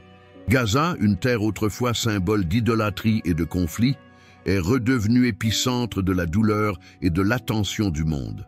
Mais c'est aussi un signe que les temps prophétiques avancent. La Bible enseigne qu'avant le retour du Christ, la terre sera secouée par des bouleversements, guerres, catastrophes naturelles, cœurs remplis de peur et de confusion. Gaza est, d'une certaine manière, une représentation de ce monde blessé, un microcosme de souffrance humaine, mais aussi d'un désir ardent de rédemption. Dieu n'a pas oublié Gaza. Bien qu'elle ait été un lieu de jugement, elle a aussi été visitée par sa grâce. Rappelons-nous que dans cette même région, le Saint-Esprit a envoyé Philippe prêcher l'Évangile. Cet acte était une graine d'espoir plantée dans le désert, une promesse que même dans les terres les plus désolées, le salut peut germer. Aujourd'hui, alors que le monde entier observe avec angoisse ce qui se passe sur cette bande de terre, les croyants qui connaissent les Écritures comprennent quelque chose de plus profond. Gaza n'est pas un simple point sur une carte, c'est un signe prophétique. Elle représente le conflit entre la lumière et les ténèbres, entre la foi et la rébellion, entre l'humanité et le Créateur. Mais l'histoire ne s'arrête pas à la destruction. La Bible annonce également qu'un temps de destruction viendra. La vraie paix, pas celle que les hommes tentent de négocier, mais celle qui apportera la roi des rois et Seigneur des seigneurs Jésus-Christ. À son retour, toute guerre cessera, toute larme sera essuyée, et même les lieux les plus meurtris de l'histoire, comme Gaza, connaîtront la restauration divine. Le prophète Isaïe l'a décrit avec des mots d'espoir. Le loup habitera avec l'agneau, et la panthère se couchera avec le bouc. Il n'y aura ni tort ni dommage sur toute ma montagne sainte. Car la terre sera remplie de la connaissance du Seigneur, comme le fond de la mer par les eaux qui le couvrent. Ésaïe 11, 6, 9. Gaza est donc bien plus qu'un territoire en conflit. C'est un porte prophétique qui nous rappelle que la parole de Dieu s'accomplit exactement et que le plan divin continue de progresser, guidant les événements du monde vers le jour final. Alors que les nations cherchent des solutions et que les puissants se rassemblent pour signer des traités, la Bible nous a déjà donné la réponse. La véritable paix ne viendra pas des hommes, mais de celui qui a été appelé le prince de la paix est. Quand il viendra, même Gaza, la terre de tristesse et de conflit, sera témoin de la puissance de sa restauration. Car le même Dieu qui juge aussi restaure, et ce qui apparaît aujourd'hui comme une scène de guerre deviendra un jour un lieu d'espoir. Gaza, symbole de la rébellion humaine, se transformera, à la fin des temps, en un témoignage. L'amour de Dieu peut racheter même les terres les plus blessées du monde. 13. Gaza est l'accomplissement prophétique au XXIe siècle. Aujourd'hui, quand nous allumons la télévision ou regardons les informations sur nos téléphones, Gaza fait à nouveau la une des journaux du monde entier. Explosions, destruction, larmes, familles en quête de refuge, enfants grandissant au milieu des ruines. Les images sont si choquantes que beaucoup se demandent pourquoi cette petite bande de terre est-elle toujours le théâtre de tant de conflits? Et la réponse, bien que beaucoup l'ignorent, est écrite depuis des milliers d'années dans le Parole de Dieu. La Bible ne se contente pas de raconter le passé de Gaza, elle révèle aussi son destin à la fin des temps. Les prophètes Amos, Sophonie, Ézéchiel et Zacharie ont clairement exprimé leurs pensées. Gaza serait une terre de jugement, mais aussi un rappel visible de l'accomplissement des promesses divines. À chaque génération, l'écho de ces prophéties résonne avec force. Aujourd'hui, au XXIe siècle, Gaza demeure une poudrière mondiale, une bande de quelques kilomètres où politique, religion, pouvoir et souffrance humaine s'entremêlent. Pourtant, d'un point de vue biblique, Gaza n'est pas seulement une zone de guerre. C'est un scénario prophétique où les paroles de Dieu continuent de se dérouler sous nos yeux. Quand on observe les tensions entre Israël et les pays voisins, on constate qu'il ne s'agit pas seulement de conflits territoriaux. Derrière les frontières et les murs, il y a une guerre spirituelle, ce conflit existe depuis l'Antiquité. Le conflit actuel est la continuation d'une histoire commencée il y a des milliers d'années, lorsque les Philistins, les anciens habitants de Gaza, se sont soulevés contre le peuple de Dieu. Ézéchiel a prophétisé que le pays des Philistins subirait vengeance et désolation à cause de leur inimitié envers Israël. Cette prophétie n'était pas ancrée dans le passé. Elle a été répétée maintes et maintes fois au fil des siècles. Chaque destruction, chaque reconstruction, chaque tentative de paix, chaque nouvelle guerre est comme la répétition d'un cycle prophétique que l'humanité n'a pas réussi à briser. Regardons la situation actuelle. Gaza encerclée, blessée, appelant à l'aide. Bâtiments en ruine, hôpitaux effondrés, familles déplacées. Au cœur de toute cette souffrance se dégage une profonde leçon spirituelle. La Bible nous enseigne que lorsque les nations se détournent de Dieu, la conséquence inévitable est la confusion et le chaos. Mais elle enseigne aussi que même au milieu de la souffrance, le Seigneur ne cesse pas de parler. Chaque larme versée à Gaza aujourd'hui semble résonner les paroles mêmes des prophètes. « Connaissez-moi, tournez-vous vers moi, car sans moi, il n'y a pas de véritable paix. » Les conflits modernes, aussi technologiques, politiques ou stratégiques qu'ils puissent paraître, restent le reflet du même problème spirituel. L'humanité tente de construire un monde sans Dieu. De nombreux érudits bibliques considèrent les événements survenus à Gaza et au Moyen-Orient comme faisant partie de l'accomplissement des prophéties du prophète. Livres d'Ézéchiel et de Zacharie qui décrivent les guerres, les alliances et les tensions qui précéderont le retour du Christ. Dans Ézéchiel, chapitre 38, il est mentionné que dans les derniers jours, les nations se rassembleront autour d'Israël, et le monde entier observera avec stupeur les conflits qui marqueront le début de la fin des temps. Et c'est exactement ce que nous voyons aujourd'hui. Des nations divisées, des gouvernements en guerre, le monde entier s'acharnant sur Israël et Gaza. Mais au-delà des caméras et des discours, Dieu continue de faire avancer l'histoire avec un dessein éternel. Jésus lui-même a parlé de ces jours lorsqu'il a dit « Et vous entendrez parler de guerres et de bruits de guerre, car une nation s'élèvera contre une nation, et un royaume contre un royaume, et il y aura des famines, des pestes et des tremblements de terre en divers lieux. » Matthieu 24, 6, 7. Ces mots semblent décrire nos bulletins d'information. Ce qui pour beaucoup est un conflit politique, pour ceux qui lisent la Bible, est un signe prophétique, un avertissement que les temps arrivent. Cependant, il y a quelque chose que nous devons comprendre. Dieu ne prend pas plaisir à la souffrance humaine, les guerres, les pertes et la souffrance ne sont pas sa volonté. Elles sont les conséquences du péché, de l'orgueil et de la désobéissance. Et Gaza, avec ses millénaires d'histoire, est devenu un miroir de l'humanité. Une terre qui, à maintes reprises, choisit de se battre sans rechercher la paix qui vient seulement de Dieu. Mais même au milieu de tant de souffrances, le Seigneur continue de tendre la main. Tout comme il a envoyé Philippe il y a des siècles dans le désert, il envoie aujourd'hui des messagers, des églises et des croyants qui prient pour cette région. Même si le monde ne voit que destruction, Dieu continue à travailler en silence, touchant les cœurs, transformant les vies et préparant à l'accomplissement final de ses promesses. Les événements actuels à Gaza nous rappellent que l'horloge prophétique tourne. Chaque conflit, chaque tentative de accord de paix, chaque rumeur de guerre nous rapproche du moment où le Messie reviendra établir son royaume de justice. Et lorsque cela se produira, tout ce qui semble incontrôlable aujourd'hui trouvera enfin sa raison d'être. Zacharie l'a annoncé il y a des siècles, et le Seigneur sera roi sur toute la terre. En ce jour-là, il n'y aura qu'un seul Seigneur, et son nom sera unique. Zacharie 14, 9. Ce sera le jour où les guerres cesseront, le jour où Gaza, Jérusalem et toutes les nations connaîtront une paix véritable. Non pas une paix signée sur le papier, mais une paix écrite au plus profond de l'humanité. Pendant ce temps, le conflit de Gaza demeure un signe vivant. Il nous rappelle que le monde a besoin de rédemption, que le péché a des conséquences, mais aussi que la miséricorde de Dieu reste ouverte à tous ceux qui veulent entendre sa voix. L'histoire moderne de Gaza n'est pas seulement politique ou géographique, elle est spirituelle.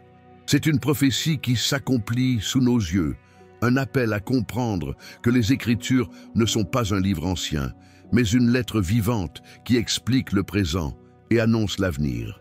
Et ainsi Gaza, cette petite bande de terre qui fut si souvent un champ de bataille, continue de remplir le rôle que Dieu lui a assigné depuis le début. Rappeler au monde que sa parole ne faillit pas, que sa justice est parfaite et que son plan avance avec une précision divine vers le grand jour où le Christ régnera sur toutes les nations.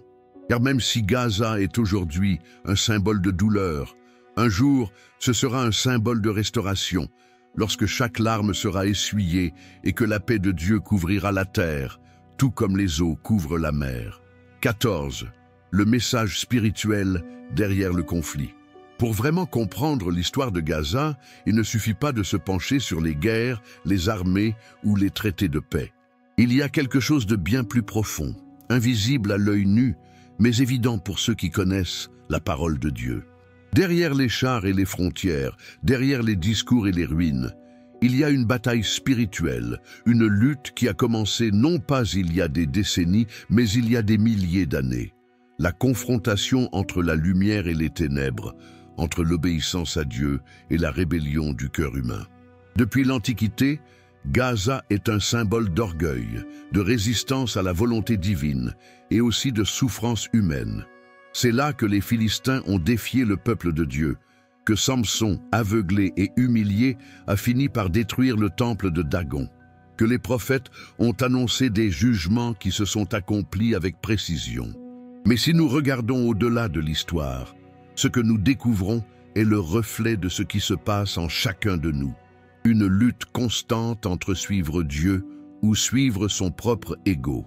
La Bible enseigne que lorsque l'homme se détourne du Créateur, il sombre inévitablement dans la confusion et la violence. Gaza est en ce sens un miroir de l'humanité.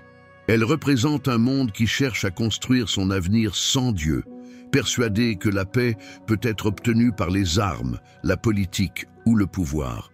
Mais chaque tentative se termine de la même manière, par la destruction, les larmes et le désespoir. Le prophète Isaïe a écrit « Il n'y a pas de paix pour les méchants, dit mon Dieu ». Ésaïe 57, 21. Ces paroles ne sont pas une condamnation cruelle, mais une vérité spirituelle. La véritable paix ne réside pas dans l'absence de guerre, c'est la présence de Dieu dans le cœur. Sans lui, toute nation, aussi riche ou puissante soit-elle, devient un désert. Gaza en est la preuve vivante. Elle a été reconstruite à maintes reprises, mais n'a jamais connu de paix durable, car la paix ne se construit pas avec des pierres, mais avec la foi. Imaginez un instant cette bande de terre vue du ciel. La mer bleue qui lèche ses rivages, les champs fertiles, les anciens remparts, et en même temps la fumée, les larmes et les ruines. C'est une image puissante de ce qui se passe dans l'âme de l'homme moderne. De l'extérieur, elle peut paraître prospère, mais à l'intérieur, c'est la guerre. Gaza est une métaphore du cœur humain sans Dieu, un champ de bataille permanent, où désir, ambition et peur s'affrontent chaque jour. Jésus en a parlé avec une sagesse divine. Il a dit « Heureux les artisans de paix, car ils seront appelés fils de Dieu ». Matthieu 5, 9. Il ne faisait pas référence aux diplomates ni à ceux qui signent des accords, mais à ceux qui laissent sa paix régner en eux. Car le véritable conflit de l'humanité n'est pas entre les nations, mais à l'intérieur du cœur de l'homme. Gaza, avec toute son histoire, nous rappelle que les guerres extérieures ne sont que le reflet des guerres intérieures que nous menons chaque jour. La lutte entre la foi et le doute, entre le pardon et le ressentiment, entre l'amour et la fierté. À l'époque de l'Ancien Testament, les prophètes criaient au peuple « Repentez-vous, tournez-vous vers le Seigneur ». Cet appel demeure le même aujourd'hui. Dieu n'a pas changé. Son message à Gaza, à Israël et au monde entier demeure le même. La seule issue est de retourner au Créateur. Lorsque nous observons la souffrance vécue dans cette région, nous ne devons pas la considérer uniquement comme un conflit géopolitique. Elle nous rappelle que l'humanité a un besoin urgent de se réconcilier avec Dieu. Les murs de séparation, les bombes, la haine, tout cela est le symptôme d'un problème bien plus profond, l'absence de Dieu dans le cœur des gens. Mais au milieu de tant d'obscurité, l'espoir brille encore. Tout comme Philippe fut envoyé dans le désert de Gaza pour prêcher aux Éthiopiens, Dieu continue d'envoyer aujourd'hui ses messagers, des hommes et des femmes de foi, pour apporter sa parole aux endroits les plus meurtris de la planète. L'histoire montre que là où l'Évangile pénètre, la lumière triomphe. Les armes se taisent, les cœurs sont transformés et la paix véritable commence à s'épanouir. Chaque fois que Gaza apparaît dans l'actualité, rappelons-nous qu'elle n'est pas seulement un lieu de conflit, mais un symbole du combat spirituel auquel nous sommes tous confrontés. Et que le même Dieu qui a transformé un meurtrier comme Saül en l'apôtre Paul, qui a transformé une ville idolâtre comme Ninive en une ville repentante, elle peut également transformer Gaza et l'humanité tout entière si les cœurs se tournent vers lui. Le message spirituel derrière le conflit est clair. Dieu ne désire pas la destruction, mais la restauration. Il permet que les nations soient ébranlées, non pour les détruire, mais pour réveiller leur conscience. Et chaque guerre, chaque catastrophe, chaque déchirure est aussi une invitation divine. Cherchez-moi et vous vivrez. En fin de compte, l'histoire de Gaza nous enseigne une vérité éternelle. Les royaumes s'élèvent et s'effondrent, les empires disparaissent, les hommes changent, mais la parole de Dieu demeure. Le monde recherche la paix dans les traités et les accords, Mais le seul qui puisse offrir une paix qui dépasse toute intelligence, c'est Dieu Christ. Ainsi, tandis que les hommes se battent pour la terre, les frontières ou le pouvoir, le ciel continue de dire d'une voix ferme et aimante, « Revenez à moi et vous vivrez ». Et c'est peut-être là le message le plus important que Gaza laisse à l'humanité. La véritable victoire ne consiste pas à gagner des guerres, mais à laisser les autres s'en sortir. Que Dieu règne dans le cœur. Car c'est seulement alors, lorsque le cœur humain s'abandonnera au Créateur, que la paix à laquelle le monde aspire tant commencera à fleurir, non seulement à Gaza, mais sur toute la terre. 15. Le destin final de Gaza et l'espérance en Christ. Au fil des siècles, Gaza a été le théâtre de guerres, de conquêtes, de destruction et de larmes. Elle a vu passer empires et prophètes, héros et conquérants. Ses murs sont tombés et relevés plus de fois que l'histoire ne peut en compter. Mais derrière ce cycle de ruines et de reconstruction, une chose est claire, la Bible l'affirme. Gaza a un destin prophétique, et que son destin ne se résume pas à sa destruction, mais à sa rédemption. Le prophète Isaïe, plusieurs siècles avant Jésus-Christ, parla d'un temps futur, où même les anciens ennemis d'Israël seraient atteints par la miséricorde de Dieu. Ésaïe 11, 14. Il y a l'une des déclarations les plus surprenantes sur le sort des terres philistines, y compris Gaza. Ils fuiront vers l'Occident sur les épaules des Philistins. Ils pilleront aussi les enfants de l'Orient. Édom et Moab leur seront soumis, et les enfants d'Ammon leur seront soumis. À première vue, ce texte semble parler d'une victoire militaire, mais sa signification est bien plus profonde. Isaïe, inspiré par Dieu, prophétisa non seulement une conquête physique, mais aussi une restauration spirituelle à la fin des temps. Dieu promet que même les anciens ennemis du peuple d'Israël seront transformés par sa puissance. Gaza, symbole de rébellion et d'orgueil, deviendra un jour un symbole de réconciliation et de foi. La Bible dit aussi dans Sophonie 2:7 que la côte maritime, où se trouve Gaza, sera un lieu de bénédiction. Le bord de la mer sera un pâturage pour le reste de la maison de Juda. Ils y paîtront, car l'Éternel, leur Dieu, les visitera et ramènera leurs captifs. Ces paroles montrent que le dessein de Dieu n'a jamais été la destruction totale. Bien que Gaza ait été jugée, elle n'a jamais été oubliée. Dieu n'efface pas, il restaure, sa justice corrige, mais son amour cherche toujours à guérir. Imaginez un instant cette bande de terre aujourd'hui ravagée par la guerre, rues poussiéreuses, bâtiments en ruine, yeux lasses de tant de douleur. Imaginez maintenant ce même endroit dans l'avenir glorieux promis par la Bible, sans armes, sans frontières, sans larmes. Des enfants courant librement dans les champs, des familles réunies et la paix de Dieu recouvrant le ciel comme une couverture. Tel sera le destin final de Gaza lorsque le Messie régnera sur toute la terre. Parce que l'Évangile, cette bonne nouvelle qui a commencé avec Jésus, est venue non seulement pour sauver les âmes, mais aussi pour restaurer les nations. Le Christ n'est pas mort pour un seul peuple, mais pour l'humanité entière. Et l'histoire de Gaza, avec toutes ses blessures, est aussi celle du cœur humain.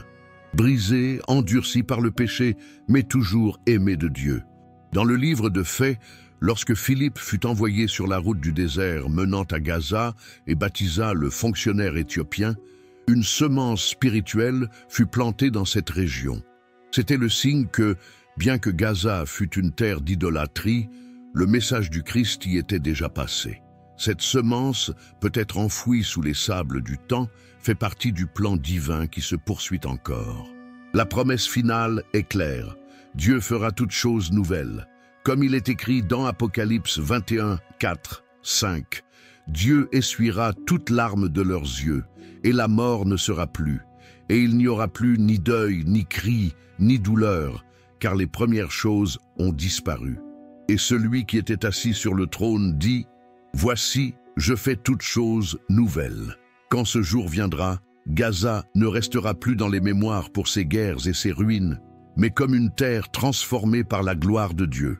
Il n'y aura plus de missiles, plus de gémissements, plus de haine entre les peuples. Seule subsistera la paix parfaite que le Prince de la paix, Jésus-Christ, a promise à tous ceux qui croient en lui. Le message le plus puissant de cette histoire est que la rédemption est possible, même pour les terres et les âmes les plus blessées. Si Dieu n'a pas oublié Gaza, il n'a pas non plus oublié ceux qui se sentent aujourd'hui détruits, piégés sur leur propre champ de bataille. Ce qu'il a fait pour les nations, il peut aussi le faire pour les individus, transformer la douleur en but et le jugement en salut. Ainsi, le sort de Gaza est aussi une prophétie pour le monde entier. Il représente la victoire finale de l'amour de Dieu sur la violence humaine, la transformation des ténèbres en lumière et l'accomplissement de toutes les promesses annoncées par les prophètes. Un jour, lorsque le Christ reviendra et établira son royaume éternel, Gaza sera témoin de ce miracle. Les anciens ennemis seront réconciliés, les nations marcheront ensemble sous une même foi, et le nom du Seigneur sera loué de Jérusalem jusqu'aux rives de la Méditerranée. En cette époque glorieuse, il n'y aura plus de frontières qui séparent, mais un peuple racheté par le sang de l'agneau. Et l'antique terre des Philistins, cette Gaza qui connut l'idolâtrie, la guerre et le jugement, deviendra un symbole éternel de la miséricorde divine. Car finalement, tout ce que Dieu touche, il le restaure. Gaza, le désert, les cœurs, le monde entier, tout sera renouvelé. Et quand ce jour viendra, le soleil brillera à nouveau sur ses rivages, non pas comme témoin des guerres, mais comme symbole de la promesse accomplie d'un Dieu qui n'oublie jamais, qui pardonne toujours et qui, à la fin de chaque histoire, conquérir avec amour. Après avoir exploré cette histoire ensemble, nous comprenons que Gaza n'est pas seulement un lieu de conflit, mais aussi le reflet du cœur humain. Une terre où la guerre semble éternelle, mais où Dieu continue de parler, nous rappelant que la souffrance humaine ne peut étouffer les plans du Créateur. Gaza a vu le sang, les larmes et la destruction, certes, mais elle a aussi été témoin de promesses divines qui perdurent aujourd'hui. Peut-être qu'en regardant les ruines de cette terre, beaucoup n'y voient que tragédie. Mais ceux qui regardent avec les yeux de la foi peuvent y voir plus, un appel à revenir à Dieu. Car ce qui se passe à Gaza est le reflet de ce qui arrive dans nos vies lorsque nous nous détournons du Seigneur. Chaos, division et vide. Et tout comme cette terre aspire à la paix, nos cœurs aussi implorent cette même promesse. La Bible n'a pas oublié ce thème. Des prophètes à l'Apocalypse, Gaza et la Palestine sont inscrites dans le plan éternel de Dieu. Un plan où le jugement n'est pas la fin, mais le chemin vers la restauration. Là où ce qui était autrefois une terre de guerre deviendra un jour une terre de réconciliation. Et c'est là que réside l'espoir. Ce que Dieu peut faire avec une nation détruite, il peut aussi le faire avec vous. S'il a promis de restaurer Gaza, il peut aussi reconstruire votre vie. Si un nouvel espoir peut naître des ruines d'une ville, une nouvelle histoire peut naître de vos blessures. C'est le véritable message qui se cache derrière le destin biblique de Gaza, la vérité sur la Palestine écrite dans la Bible. Dieu n'a pas terminé son œuvre. Malgré les bombes, la douleur et les larmes, son dessein demeure. Et un jour, au retour du Christ, Gaza, Israël et toute l'humanité verront s'accomplir la plus grande de toutes les promesses, la paix qu'aucun homme ne peut donner, la paix que seul Jésus peut apporter. Car à la fin de toutes les guerres, la victoire n'appartient pas aux nations, mais à l'agneau de Dieu qui fera toutes choses nouvelles. Maintenant que tu sais le destin biblique de Gaza, la vérité sur la Palestine, écrite dans la Bible, vous savez que ce qui se passe sur cette terre n'est pas une coïncidence. Cela fait partie d'un plan divin qui s'accomplit sous nos yeux. Si cette histoire a touché votre cœur, laisse-moi ton commentaire et dis-moi quelle partie t'a le plus marqué. Abonnez-vous à la chaîne, activez la cloche et rejoignez cette communauté qui cherche à comprendre les prophéties à la lumière de la parole de Dieu. Et s'il vous plaît, partagez cette vidéo avec vos amis et votre famille, car beaucoup ont besoin de savoir que même au milieu du chaos, Dieu a toujours le contrôle. N'oubliez pas, les guerres, les conflits et les larmes ne seront pas la fin. La fin sera le Christ régnant avec paix et justice sur toutes les nations.